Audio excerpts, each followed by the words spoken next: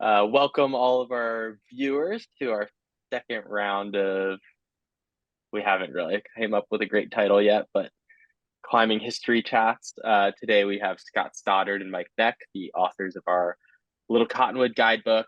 These guys both have a really awesome story, awesome history in the canyon, and the work that they did in the guide in Kaya was a monumental effort. It's extremely extensive and is just incredible coverage and a huge amount of data.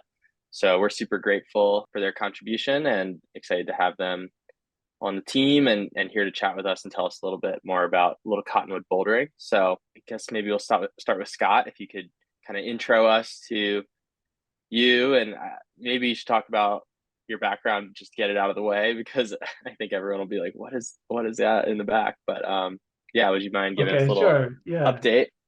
So my name is Scott Stoddard. I've been climbing for about 10 years. To explain my background a little bit, this is the Guinness World Record largest rubber shark collection.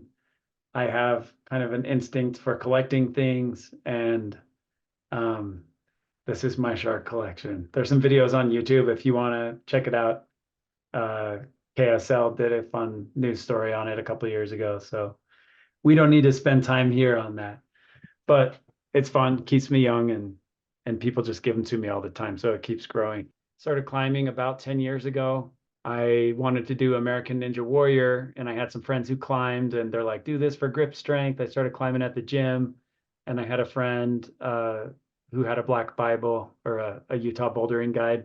It would take me up Little Cottonwood, and so I got exposed to it back then. I did Ninja Warrior a couple times. It was really fun, but rock climbing, especially bouldering, is what really stuck for me. And then in 2020, when all the gyms shut down, I ended up spending a lot of time out in Little Cottonwood.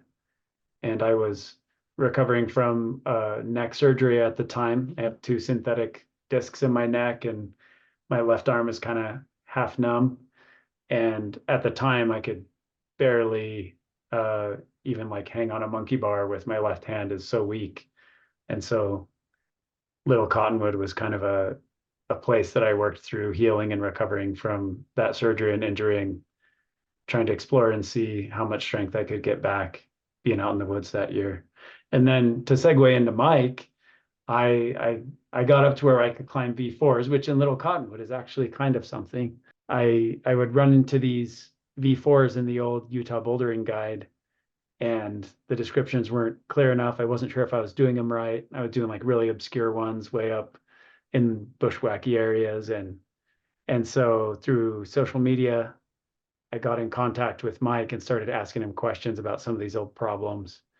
And I think I bugged him enough that he was like, you know what, why don't we just go out together and I'll show you some of this stuff and see what I remember. And so I think the first time we met Mike, we went to Outer Canyon, right? Yeah, I think so. Yeah. So why don't I you can't tell them remember. It your was a while story ago now. about how you helped with the Utah Bouldering Guide and all your background with the bouldering in Little Cottonwood? I mean, I started climbing in '86, and I had actually been kicked out of my parents' house. I was kind of in a lot of trouble as a teenager, and I was living at this kind of hippie house, and there was a rock chimney on the back of the house, and it was the summertime, and this guy Danny Kohler and Paul Gaia, these two guys came over that were into climbing, and they were friends with the guy who owned the house, and they would boulder around on this rock chimney, and so I kind of started playing around with them on that, and eventually Danny took me up Little Cottonwood, and we did some routes up there, and I was totally hooked after that. I pretty much climbed every day for the first, I don't know, several years. I climbed a lot. I moved back into my mom's house, and she had this basement room that was like a cement room, and I glued rocks on the walls, and I put edges on the rafters, and I would just traverse around in there and climb around. And eventually, I was mostly climbing routes, but did a little bit of bouldering. And then at the time in the late 80s, kind of France was sort of the center of the climbing world for sport climbing, at least. And so everybody sort of did a pilgrimage to France. And I went there in 88 and I went to Fontainebleau, just spent a few days there. I spent most of that trip in the south of France climbing routes, but I came back from that trip and went into the Gate boulders.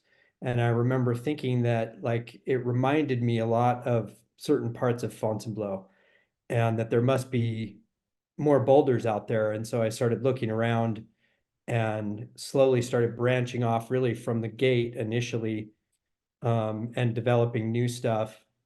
And then we had a pretty good group of friends that got into bouldering sort of around the beginning of the 90s. And there was really kind of an explosion where we were just searching the forest. And, you know, there was a lot of areas that hadn't, that were right next to the road that hadn't been developed, because at the time, you know, when I started, there was maybe about, I don't know, 20 boulder problems at the Gate boulders.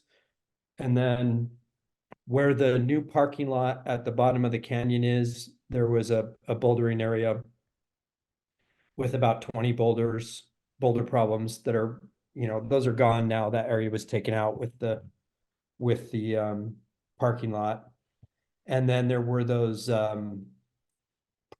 two problems on the swamp boulder, the main kind of easier problems on the bog boulder. I mean, that were top ropes. And that was pretty much all the bouldering in the canyon when I started. There might have been 50 problems up there max.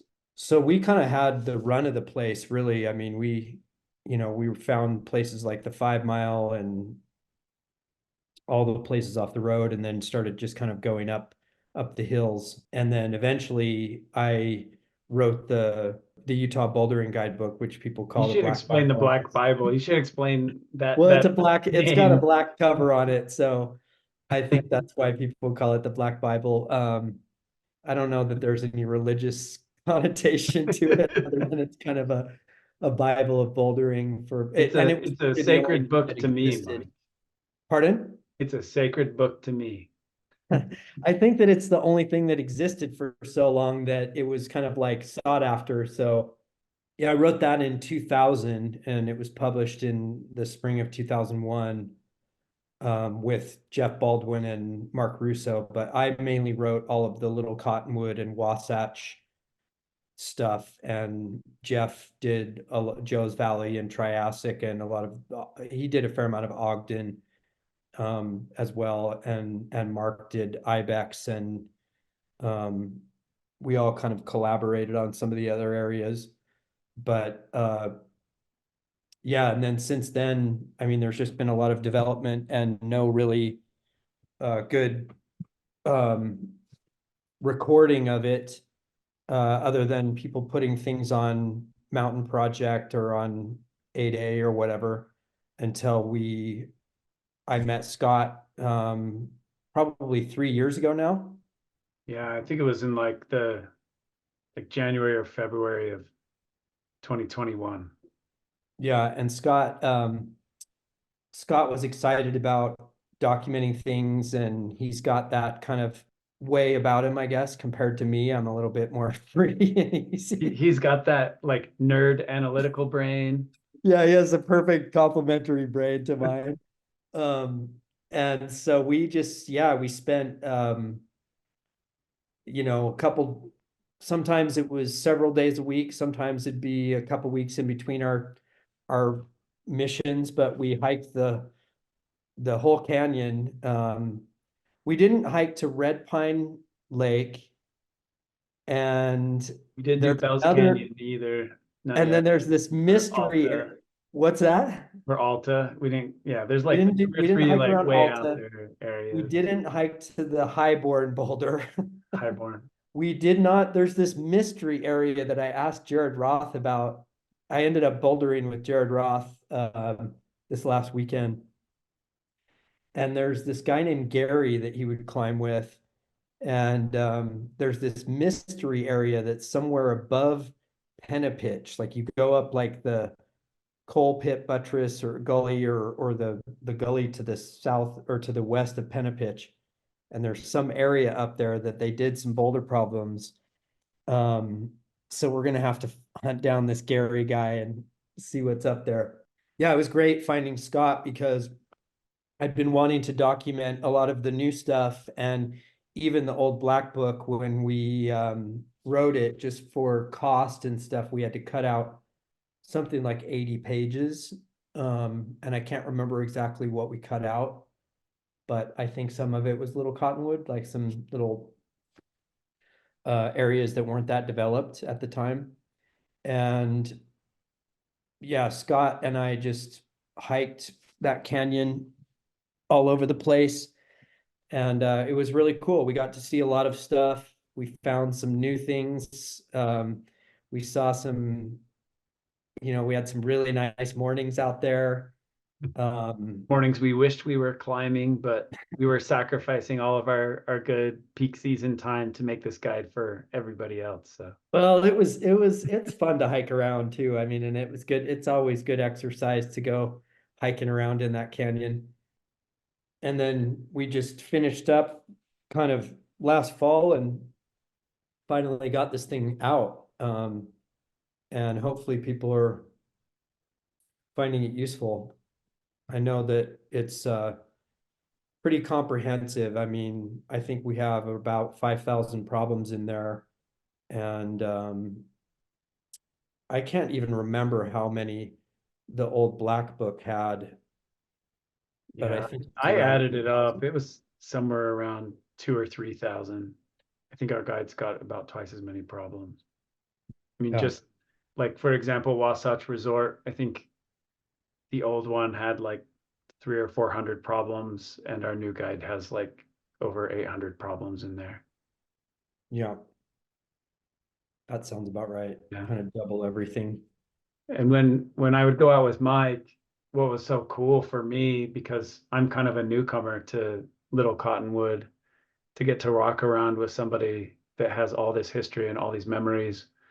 And I would just follow him with my phone and record as we walked around the boulders. And I remember when we were at the Copperhead boulder, and I was like, oh yeah, like what's the story with Twisted? Like, who put that up? And he's like, oh yeah, well that was me. And I was like, wait, what? Like, it's just like, it's crazy to like hear these stories about people that from when they were putting up the problems that are just so classic that everybody does when they come to the canyon now.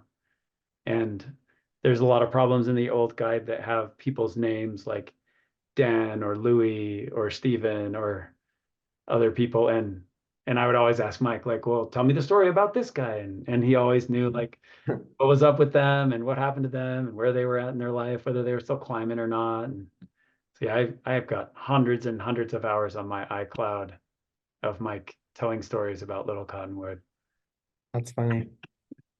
Yeah, I think that it's funny because those problems that are named after people, I remember somebody said something like, "Oh, it's so lame to name a problem after yourself." And I'm like, if you think Lance named Lance's dihedral after himself, like you do not know Lance because he never named a damn thing, he just was the quietest guy around. And so you'd name it those things just because he's the one who did it. And so you'd call it Lance's dihedral or whatever, right? And eventually some of those names stuck, and then other names, people actually named things back then. But I mean, just admittedly, I barely named any of my problems. I mean, when we were doing the guide, Scott probably named 90% of my problems. Yeah, I probably made up like 2,000 problems in that guide, man. Because I hadn't named any of them. And I was just like, I don't know, whatever. So yeah, it's a different mentality, I guess, like too, in a way. I think it's just certain problems are important to you and certain ones aren't as well. So yeah, I just didn't have very many that I had named. But yeah, I don't know. Do you want to ask some questions, Eric, or? Yeah, I was just enjoying letting you guys riff. I'm curious personally, as someone who's had a lot of time spent in Little Cottonwood. I would love to hear about what the energy was like in development and the golden age of Little Cottonwood, and kind of who were some of the key players. Yeah, I mean, I start with guess the in golden terms, age. yeah, in terms of the golden age, I guess that's probably something that would be more me than Scott. Yeah, Um, but yeah, I mean, it was a good, like I said, I mean, I think like when that first trip to Fontainebleau was kind of this eye-opening thing for me because I saw that the forest, in Little Cottonwood in certain ways resembled some of parts of Fontainebleau and stuff. Um, and so I actually saw what a bouldering area kind of looked like in a sense, because at the time there were not really bouldering areas. There were, some of the boulders around Camp 4, and there was maybe Waco, which was this sort of stacked up, people obviously bouldered at Joshua Tree and a lot of places in certain little spots in California and stuff, but it just, nobody had pads, it wasn't pads hadn't come around yet. And pads really, I mean, pad technology completely changed bouldering and what you could do. Even short problems like Superfly, I remember, was terrifying when I first did it because I had to do this big crazy jump on it, and it was sort of a twisting move, and there were no pads, and I would land on the dirt right there, and there were some trees there too and stuff, and I'd always just be really scared trying that problem, and almost like you could never quite really go for it because you had to be prepared for the landing, if you missed the hold or something. Um, and so that, that's kind of when I originally started, that's sort of how things were. But I remember branching off from the gate, and I would run into Lance, and he was kind of into bouldering too, Lance Bateman, and eventually we became friends and started hanging out and bouldering together and developing stuff. And pretty shortly thereafter, kind of Mike Call and Boone and did some things up there. They were kind of more focused on doing particular problems versus like developing an area, which I was more into. And then like at that time, at the sort of simultaneously, American Fork became a big thing because it was sort of the first limestone climbing spot in the US. And there were hard sport climbs there. And so people started coming here to climb at American Fork primarily, and like good climbers and pro climbers and stuff, and started seeing Salt Lake and eventually moved here. So like Dale Goddard and John Cronin, Tim Wagner, Boone moved up here from Provo. I'm trying to think of who else was Ian Glass, Dean Potter lived here for a while. And that group, we eventually, got really excited about started really seeing the potential out there and got really excited about the bouldering. And so kind of started going out and developing these areas. Another local guy, Steve Downs, I was climbing quite a bit with him at that time, and he was coming out. And yeah, I mean, there were like people here and there, but I would say Cronin was super active. He and I did a lot of new stuff. And found all those areas like the Hidden Forest and the 5 Mile and the Riverside and the Far Side and all those kind of spots. And that kind of continued through a lot of the 90s up until I basically wrote that book. And then a bunch of that group either sort of moved away or stopped climbing or had kids or something. And so there was kind of like this time period there where I felt like I was fairly alone in the canyon kind of developing stuff. And then in the kind of like, I don't know, I think 2005-ish or so, Justin Wood and Jay Keener, and those guys came along and started doing some things. A few people, Steve Maish kind of started climbing a fair amount in there. And then that was kind of it too. It was a fairly small group, I would say, really developing stuff. And then I think the big change came when COVID hit and Tanner wrote the Little Cottonwood guide, the digital guide, or the app, I should say. And people couldn't go to the gyms because of COVID. And then a lot of younger people, there was a real surge of people in the canyon after that. I mean, most of the time on good days before COVID, I could be in a lot of those bouldering areas by myself or with a few people on like the very best days. And after COVID, it seems like there's consistently people, out there. It's just turned into sort of a real area where there's going to be people there. There's still obviously places to go where there's no people in that canyon because it's so big, but yeah, that was a fun time. I mean, the time when we first sort of saw the potential there and we were going out, we were all didn't really have jobs. We were kind of just full-time climbers, and we were going out and just developing all the time, and coming across these amazing boulders that were right off the road, and traveling and bouldering at other areas, and seeing how like good in the end Little Cottonwood has been sort of not like surprising to me because I always knew it was good. I always personally liked it a lot, but I didn't know if that was more of like, a personal taste thing, or there was a small group of people that could appreciate it. And so it's cool to see, all the people that have come out and appreciate that place and how cool it is and how unique it is. And I mean, I think there's a lot of things about that canyon that are just really special. So that's been cool to see that other people like it too. I was curious about all the projects listed and what you guys hope will come of all the listed projects as the authors. Like, was the intention of listing them all with the hope of them all being climbed by guidebook users?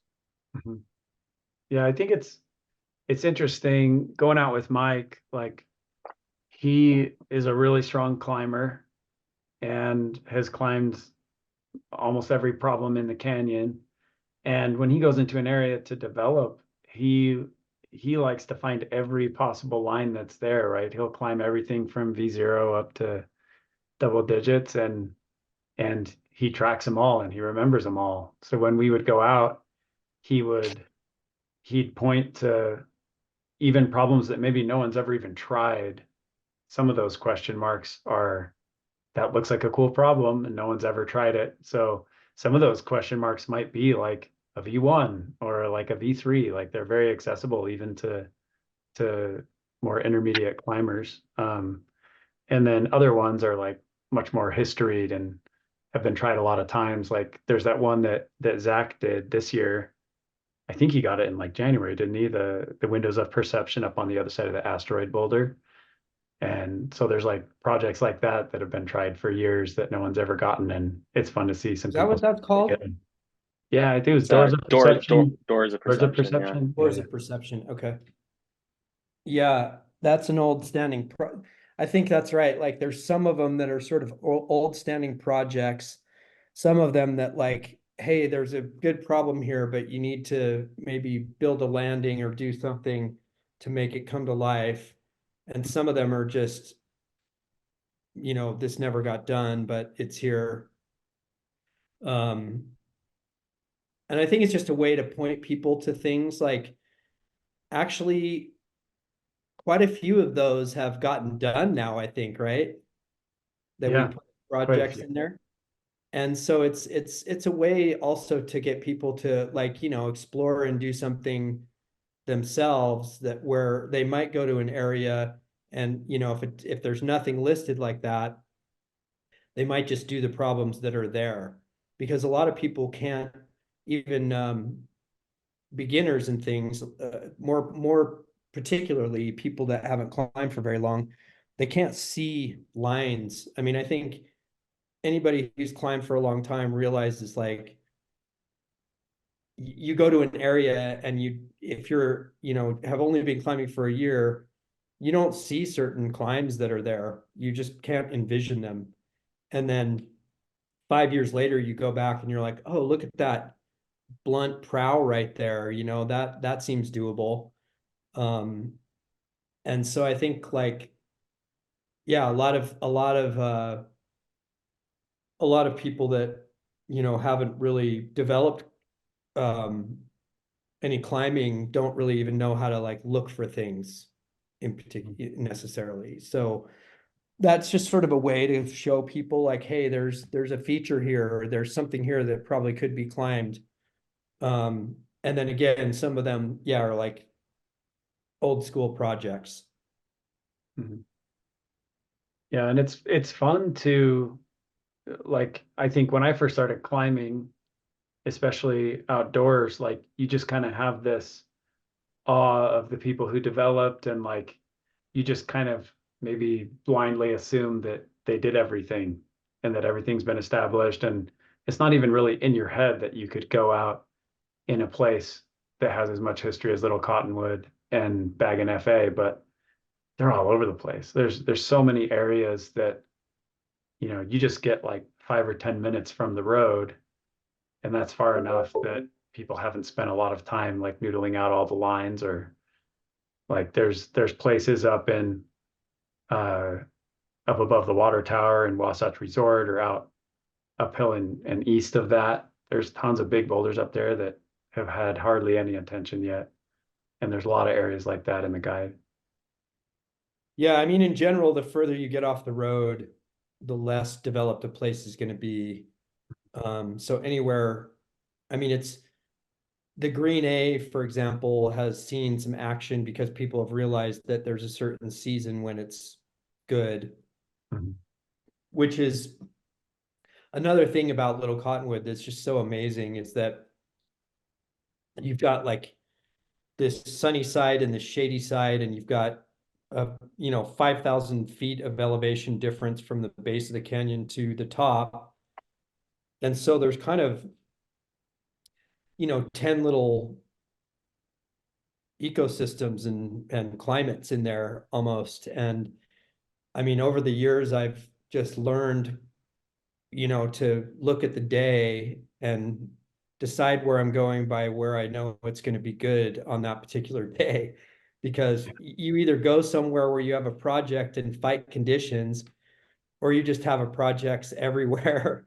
And then you just look at where it's going to be good on that day, Yeah. and go there. And that's pretty unique for a bouldering area. You don't see that a lot, where there's that many different kind of temperature zones and stuff. Mhm. And it also allows for a really quite, I mean, people think the season in Little Cottonwood is really short, but I actually think it's really long. It's just that there's not that many primo days, but there's not that many primo days anywhere. Um, and they're spread out. Like, you can have an amazing day in June, and you can have an amazing day in January up there, and you just never know. You just have to watch the weather, and you know, and it even within the canyon, I mean, it can be hot at the bottom of the canyon, and it can be snowing up at the White Pine area, at the same time. And so um, yeah, it's cool like that. I really like it. And the changing of the seasons up there is amazing to experience each of the seasons and climb in each of the, what you do bouldering in each of those seasons is really cool. I mean, for example, um, I know there's people up right now doing those problems on the Prowler because they have that snow underneath them. And so the landing's really nice. And if you look at that landing in the summertime, I mean, it's up there. It's scary. Um, And so, yeah, things like that are pretty cool, pretty Mhm. unique. And there's like, I remember I was surprised in 2020 and 2021 when I started climbing up there. You kind of think, oh, it's like fall and spring is the only time you can climb up here. But that year we happened to not get a ton of snow. And I was like, you just kind of get lower in the canyon, go higher on the north side or out to the outer canyon in the winter time. And I was still up there almost every day. Even when it snows, like if you just get a few days of sun, outer canyon will be dry, or higher up on Lizard Head or up on the mountainside there, you can still get good boulder conditions somewhere almost any day. Yeah. No, it's funny. There was another sort of like secondary big development period that with Sam Tingy. Mm. Sam was a kid climber from around here um, when he was little, and he was just a tiny kid. And then he stopped climbing for a long time. And I ran into him one day at the Standard Overhang, and I hadn't seen him in like 10 years, and he had started climbing again. And he looked almost the same, except he was like a 6'2" version of this. He was like 140 pounds, 6'2" or something, just a skinny guy. And he could hang on the crimps on the Superfly like they were jugs. I mean, he's really strong on that. He had really good contact strength. And and so he and I started climbing. That was probably, I don't know, shortly after the guidebook. No, it must have been before the guidebook because I think there's some pictures of him in the guidebook, right? In the Black Bible. I think that, Maybe. yeah. So it must have been, slightly before the guidebook was written that he got back into climbing. And he and I climbed a lot together. And the White Pine North stuff, we put all that stuff up in January and February this one year because it was a super low snow year, and we just ended up climbing all through the entire winter. I climbed, you know, regularly, like 3 days a week through the entire winter. The whole canyon was pretty much good.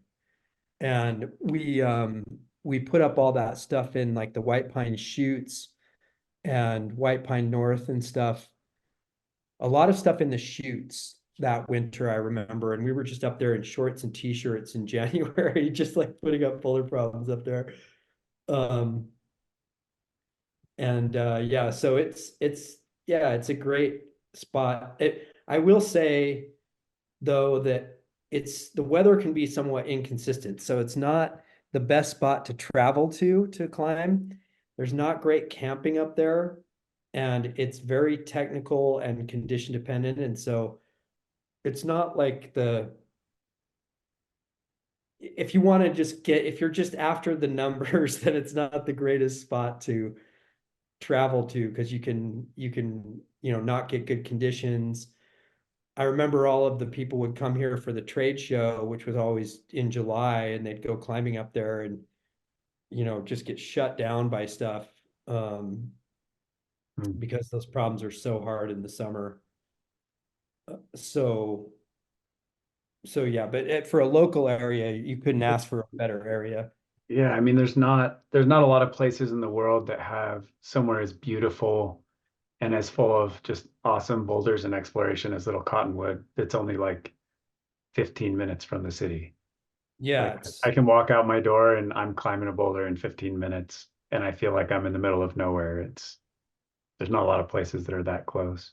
no, it's They're really unique. special. Yeah, in that vein of kind of describing the area and giving it an overview, if folks are watching this who might either live in Salt Lake and have not spent much time in Little Cottonwood yet, or perhaps are planning a trip, what other recommendations might you have for people? What areas would you suggest they go to? I Mm. know that it's pretty nice with Kaya. Like we have the trail mapping for most areas, and we are able to kind of spread people out a little bit because typically everyone goes to the gate or everyone goes to 5 Mile, but there's so much climbing in the canyon, and I think it's important to also get a little bit of that spread. So, Yeah. what might you recommend for first timers or people who are just starting to explore Little Cottonwood?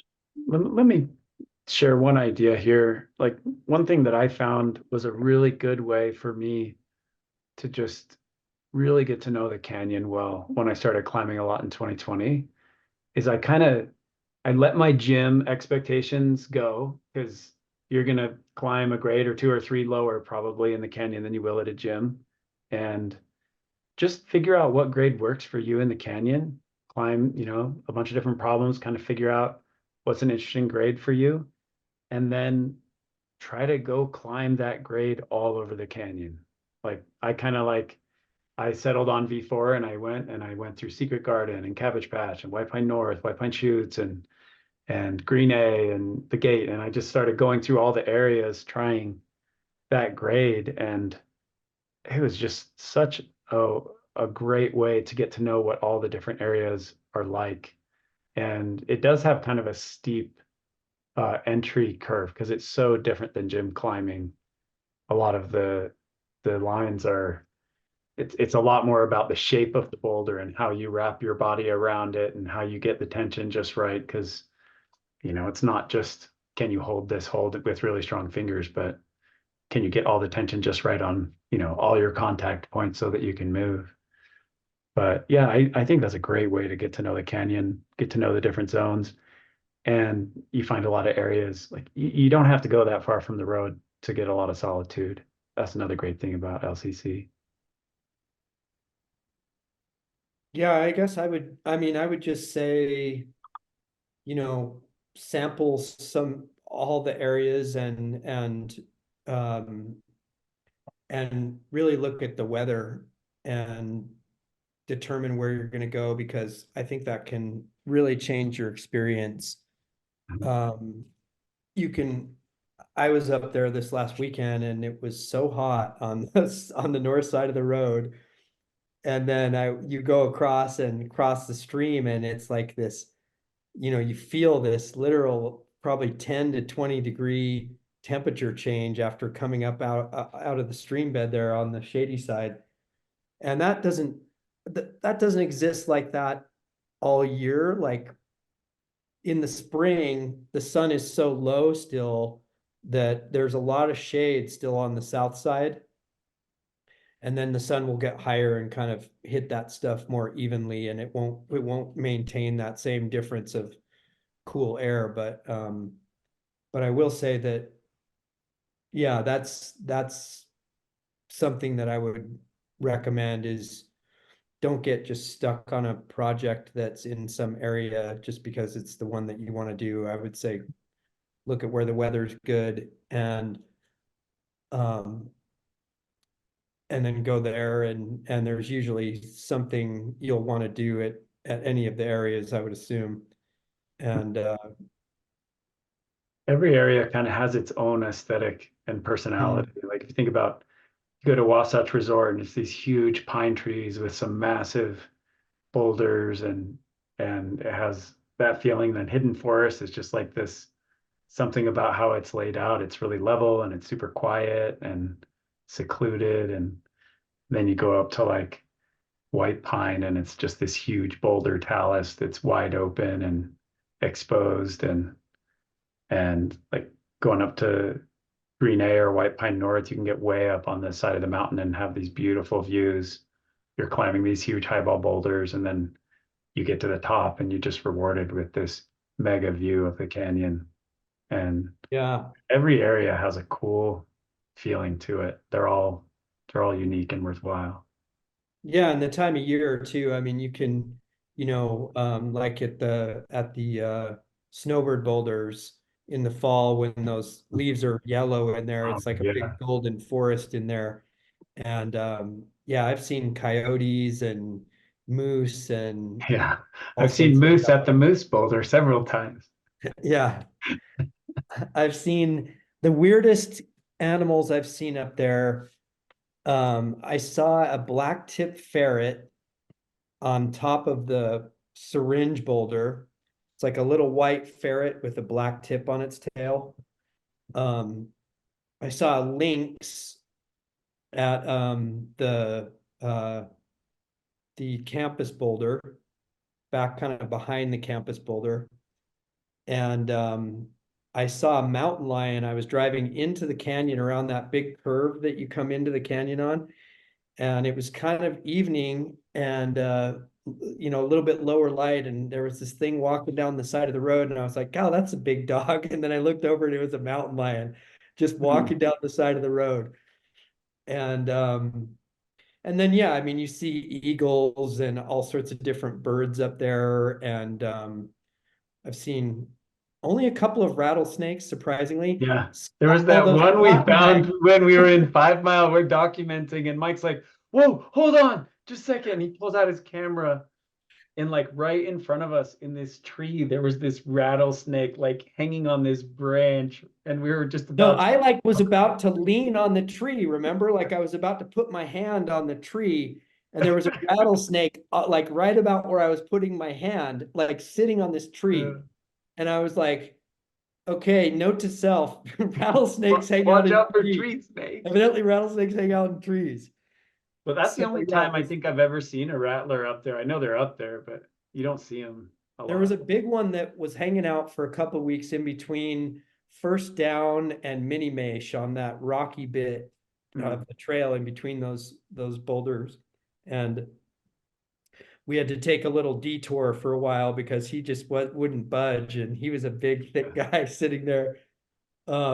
There's the wasps in the fall you have to watch out. Oh yeah.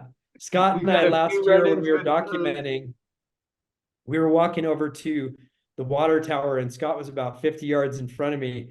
And all of a sudden he started screaming and jumping around. And I was like, oh man.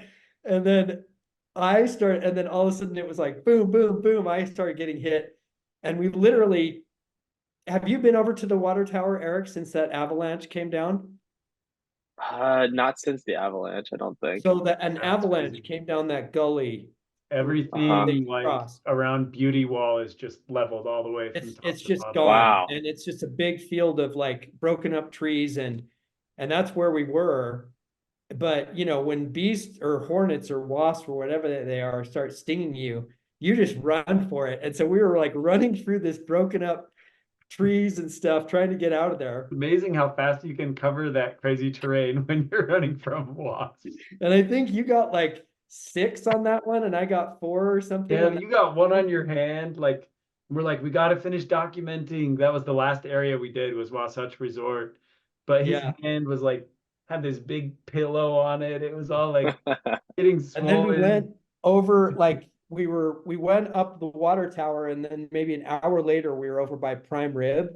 Yeah, yeah. And all of a sudden Scott goes, ah, and he starts yelling, and he gets nailed again. And then I started getting nailed again, and we just start running down that trail towards Babe. And I That think was I a ended up day, with, like, man. I got like 7 stings, but you had more than me, I think. Yeah, and then we started being super careful because we were trying to get that whole talus up behind First Down with all those new little problems in there. And like every time we take a step, you like look and you see any little things buzzing around. And there was one I had to go back and get later because there was like wasps flying around, Oh and yeah, that's I had right. to go back to get into that little crevice to get that picture. But man, that was a day. Man. I saw there have been like wild turkeys up there the last Oh yeah. year. There's like a whole bunch of them up there that I've been seeing walking around. And You'll then see like mountain goats. You goats, can look up on mountain the cliffs goats. and see. I saw one time I saw this thing called a milk snake that looks like what's the kind of deadly California one that has the Coral snake. coral snake. It looks like a coral snake, but it's got like it has the same coloration, but like the In order. different order. Yeah. So there's some thing you're supposed to remember to know which one is the dangerous one, but I can't remember. I don't think we have coral snakes in LCC, luckily. Yeah. Yeah. We should switch gears, and I think it'd be really fun for people to hear just like 1 or 2 names of boulder problems that have a fun story behind them. Like I think Yeah. I remember Gentleman Jack had a really fun story behind it. I could share a story from last first crack that's pretty interesting. I don't know, Mike, when you think about all the problems that you've been a part of, like what are some of the names that you think have the coolest stories? Well, I like surprise because I found that problem, and and Ian Glass was living in Salt Lake, and we were climbing together quite a bit. And he was really into arêtes. He really liked arêtes. And I found that problem when he was out of town. And I'm like, I'm gonna give this problem to Ian when he gets back in town. It was his birthday.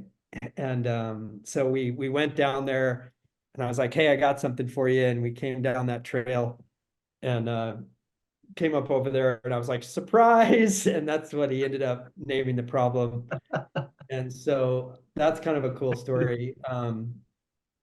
What did you name the buzz boulders after, Mike? The buzz, I don't know actually. I'm trying to think who it was probably Ian who did the buzz as well. Yeah. I think he might have done the buzz, surprise, and what's the other little one? Brutus. That could have been thrown in though. Um, let me think of That's a great story for surprise. I love that problem, and I always thought that it was called that because the ending is like so surprisingly difficult and scary. Because I feel no, like it's all like big hold and you're having a great time, and then it's like surprise, the top's still on you, and people fall up there all the time. But no, it's a that's even it was better. a birthday present surprise. Let me think of oh, Gentleman Jack, I guess, just That's a good story. because Scott mentioned that one. Um, Steve Walters and Louis had Koppler had taken a jack, and there's that big boulder there, and they had put the jack against the wall and jacked that boulder away from the wall to get it out of there.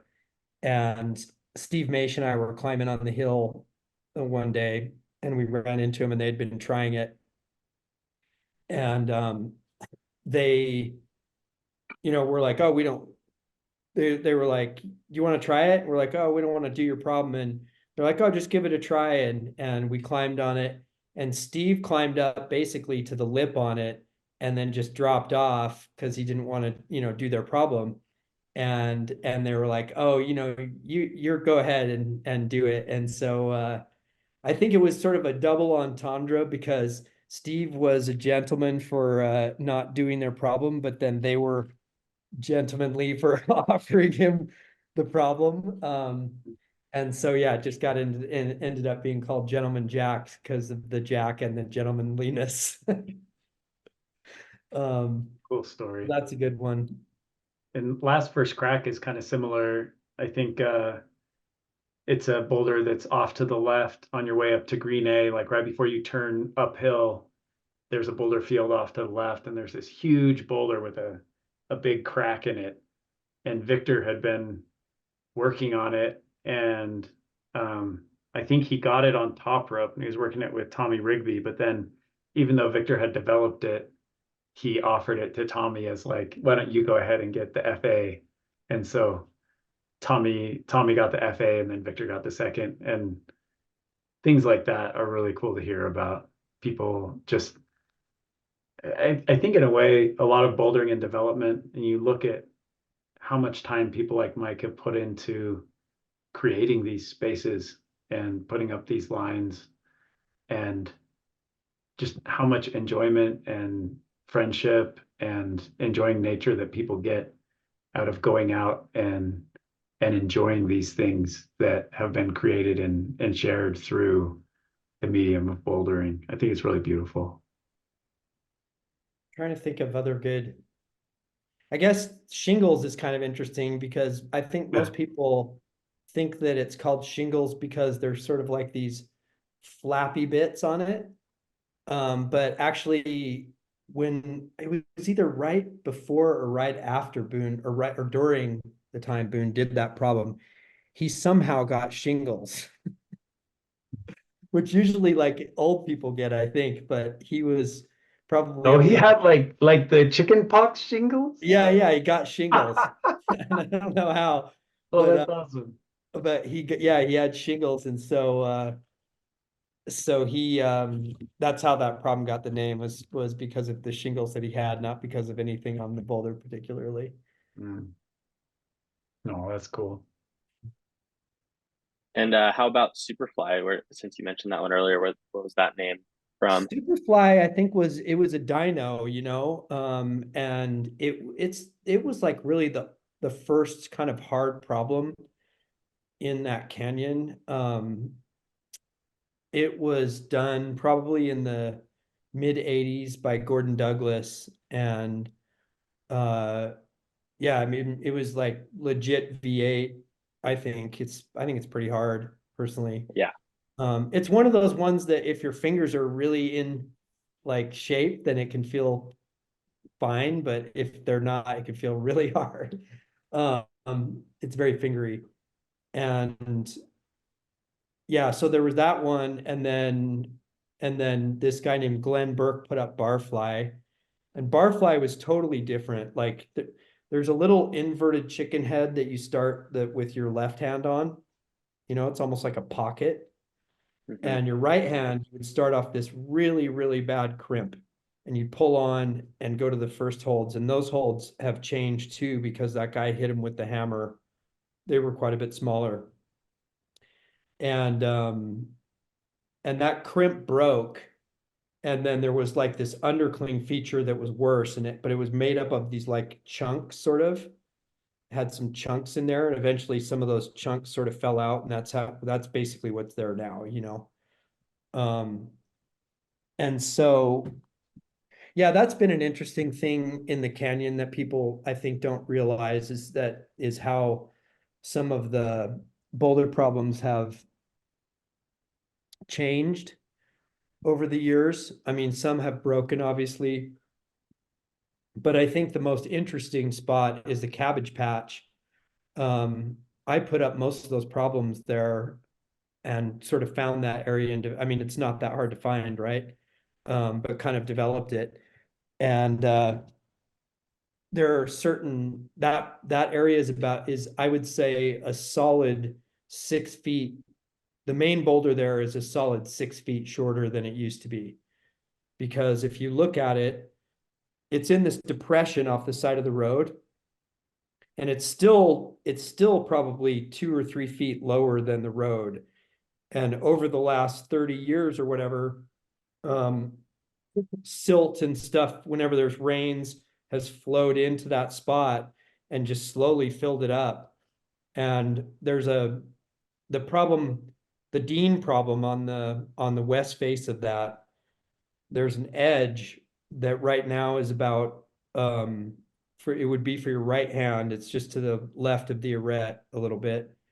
And right now I think it's about maybe 10 or 12 inches off the ground. Yeah. And when I first did that problem, I had to stand on a pad on my tiptoes to grab that hold.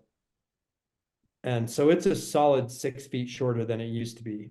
And the problems on the other side, I think maybe are even shorter on the east face. I mean, like, I remember you saying fungus started on holds that are underground now, right? Oh yeah, all those things Yeah. started on holds that are, yeah, basically underground, or like the sit starts are way down there now.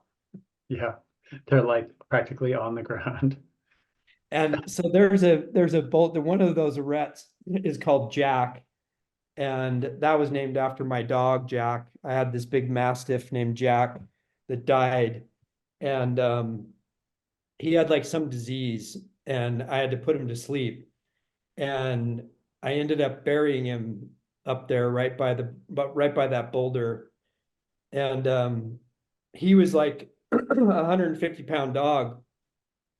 So I remember I pulled up there I had an Isuzu Trooper at the time, and I pulled up there and I opened the back, and he was wrapped in this blanket, and I like grabbed him and threw him over my shoulder and like hunkered off into the woods. And I just thought, if anyone sees me right now, they're gonna be thinking, what is this guy doing?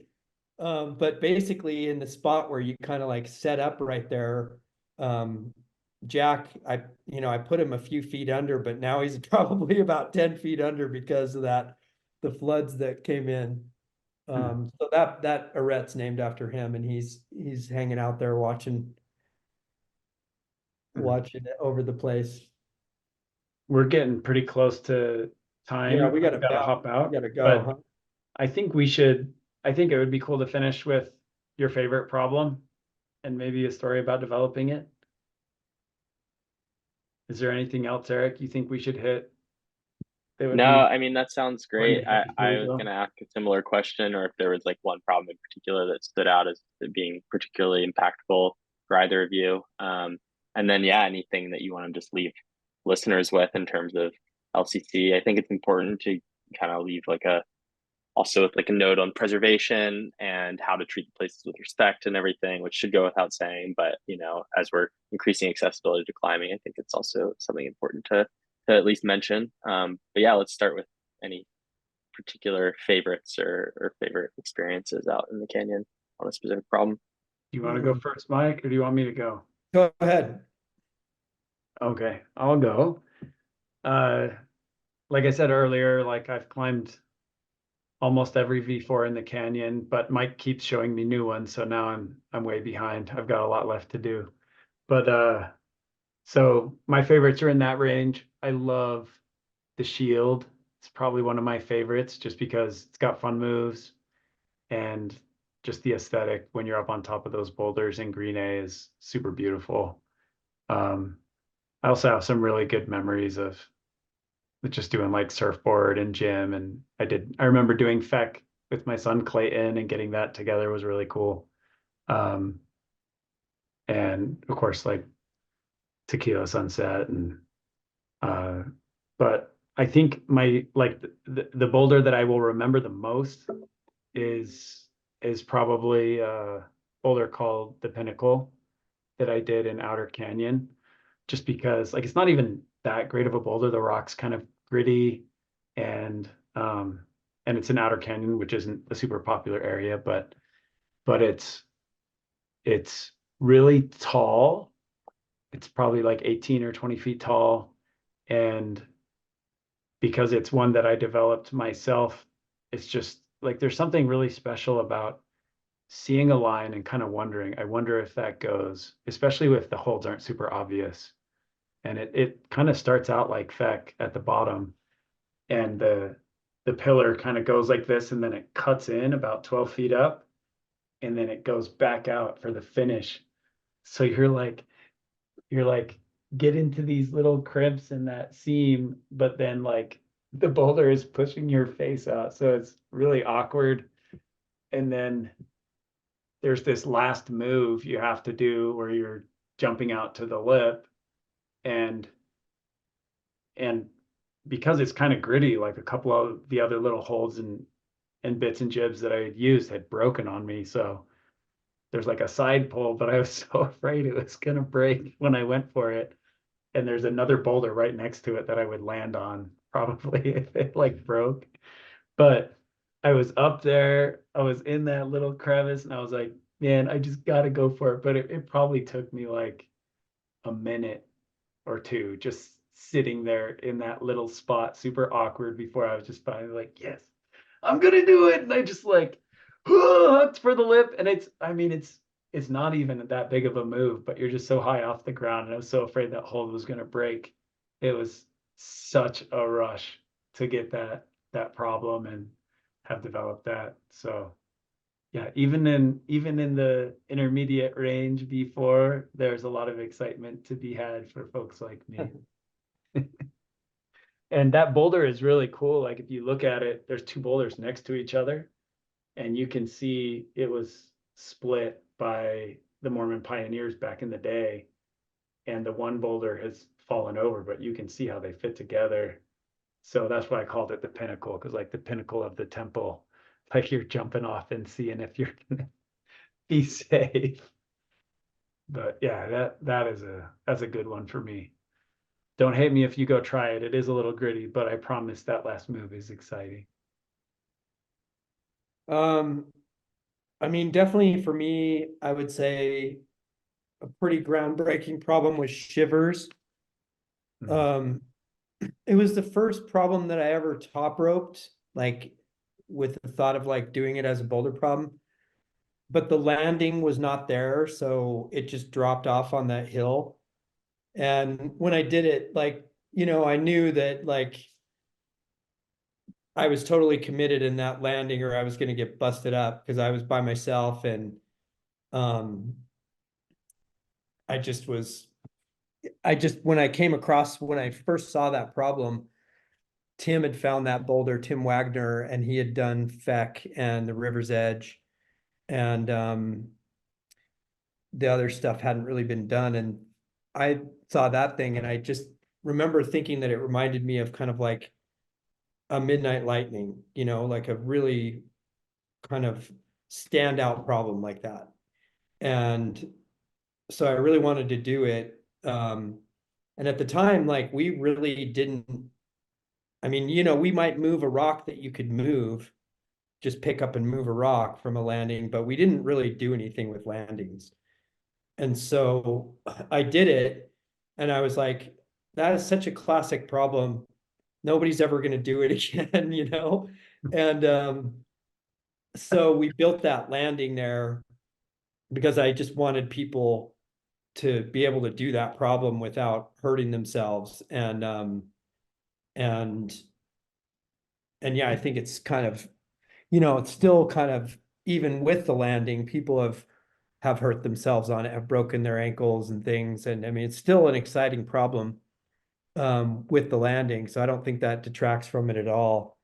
But that was like kind of a groundbreaking problem in the sense that it was like I really had to go for it. I really had to like mentally, you know, commit like I had never done before on something really, other than a solo, let's say. But you know, when you're soloing at a grade much easier than you're. I mean, at the time I did that, it was quite difficult for me. It was, you know, fairly near my limit of climbing. I maybe had climbed V8, and I think that thing's probably V7 or something.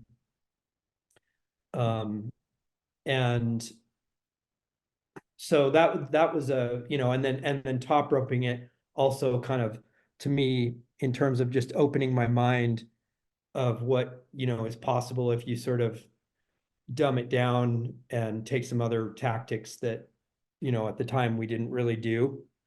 So that was kind of, you know, just exploring, I think exploring different tactics um, and applying new things to bouldering like that is always kind of cool.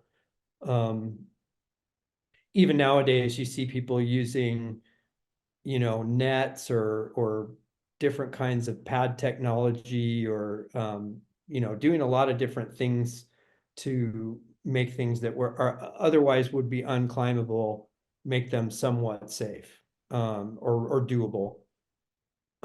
So that was a big one for me. And I think the other one that was pretty cool for me was the hard version of Baggins. That's kind of a funny name too, because um, I never named any of those problems, and my friend Shane always came up with the best names. Like, I don't know, if have you done that problem in the Wasatch Resort, Eric, called Beach Ball Hot Sauce? No, I've never heard of that one. I did that problem this one day, and I was like, what should I call this thing? And Shane's like, Beach Ball Hot Sauce. And I was like, that's perfect. So and he called that cave Baggins because it just looks like a little, you know, and eventually those problems just got called like Baggins left and Baggins right or whatever. But that was a cool problem because I found that cave and I saw those edges and I was like, this goes down farther, but there's just all this dirt in here. And so I brought a 5-gallon bucket up there and I just started taking dirt out of that cave and dumping it out down this hole. And I ended up taking something like 90 buckets of dirt out of there. It was a lot. And then I did the easier problems. There's like the easier start and the harder start, and then the easier finish. And I did all those. And I was trying the hardest one, the hard start with the hard finish, which is like a 12. And I I ended up going up there. There was a storm forecast, a big snowstorm, like several feet of snow. And I went up there and I got on the problem And I got to the very last move and I had split like a tip and my finger was all bloody. And I was like, oh my God. And I'm on the very last hold, like to do this big long move at the end. And I looked down on the ground and there was like a ball of chalk sitting on that rock, just like a chunk. And so I reached down and grabbed it, like rubbed it on my split tip. And then it started snowing right as I was there. And I did the move and topped out. And by the time I came around, uh, the ground was completely white and like literally was a full-blown blizzard. And it was the very last second of climbing that season. Like I did that thing the very last like second you could climb that fall. I did that problem. So that was really cool because I was just like, yes. Wow, and that's a scary fall too on that last move, because Yeah, that last move especially you go to the horn, right, and there's that Yeah, big yeah. kind of like drop off on the Yeah, left. you got especially that in the drop off winter there. time Right. that has a little ice on it, you know? Wow, way to But keep it composed. but it literally snowed like 3 feet and it was just done for the season after that. Like it was just, springtime. And so that was really cool because it was just I've usually I've had so many seasons up there where you just walk away with a bunch of failures, or at least you've got a handful of successes or and some failures. And that was like, the last thing I wanted to do. And I just boom, nailed it and just kind of wrapped it up. So that was awesome. I mean, there's a lot of great experiences up there with, the friends I've had and seeing them do things too that have been amazing. I've seen some amazing stuff, people do amazing stuff up there, well beyond my ability too. And so, and just, the time spent up there, in that canyon, the light up there, I really, have had some just of the most amazing light, where you're up there some evening and it's a crazy sunset or a crazy morning with clouds or something. And um, so that's something that I've had some really great experiences with up there is just being up there in that different lighting and seeing how beautiful it is. But yeah, those are probably the main boulder problem stories, at least for a We could do a whole series. half-hour podcast or whatever. We could do a whole series, like 100 different stories from Little Cottonwood. But Yeah. yeah, what's our final message to the community? Yeah, I gotta go because I've got another phone call here. Okay. In supposed to be now, actually. Yeah. Well, no worries. We can just wrap there. Thanks so much for taking the time. It was awesome to hear from you both. And yeah, everyone check out their hard work in the guide. Sure. Sweet. Thanks so much. Yeah, thanks for having us.